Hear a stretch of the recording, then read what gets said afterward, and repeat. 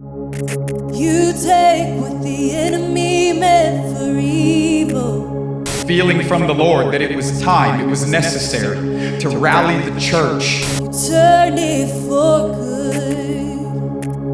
A body, a remnant in the land that would place all of their attention upon Jesus as King.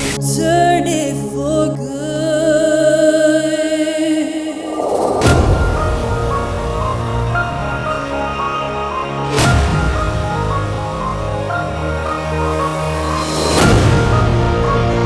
Beautiful privilege that we have in these days is to renew our allegiance to Jesus, to choose that we are going to live in light of Him being King, and we are going to be ambassadors or representatives of His kingdom, and we are a powerful people that has been planted in the nations of the earth as a heavenly embassy, as heavenly colonies, giving or revealing the demonstration, the beauty, the power, the reality of this King and His kingdom.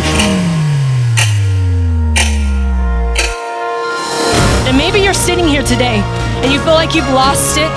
You feel like you can't find it. Maybe you're in the beginning stages. Maybe you haven't even been able to say yes, and you don't even know what the word of the Lord is over your life. But He's saying if you would just surrender, and if you would just say yes to me, I will perform it. I will perform my word.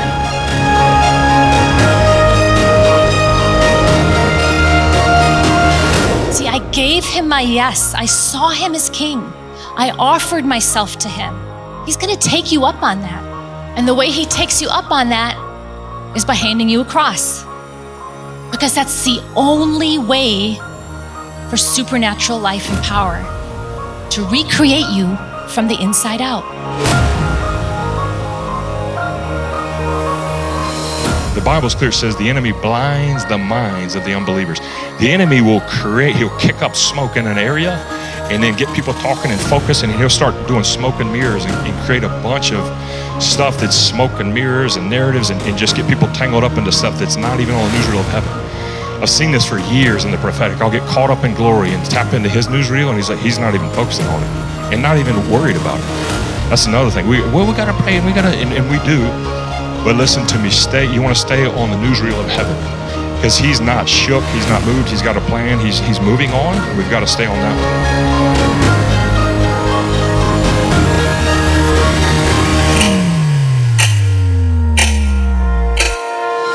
People that they're bright, a people that burn, a people that have lost, as we touched on, the love of the world because they've tasted and they've seen.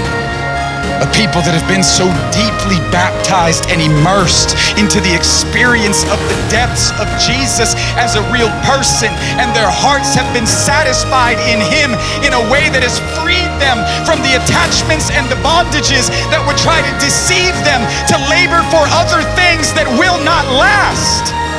Because the King is coming. And I'm going to encourage you, while there's still time, bring the announcement of the gospel to your city. Give your life to the building of the family that God desires. You take what the enemy meant for evil. You turn it for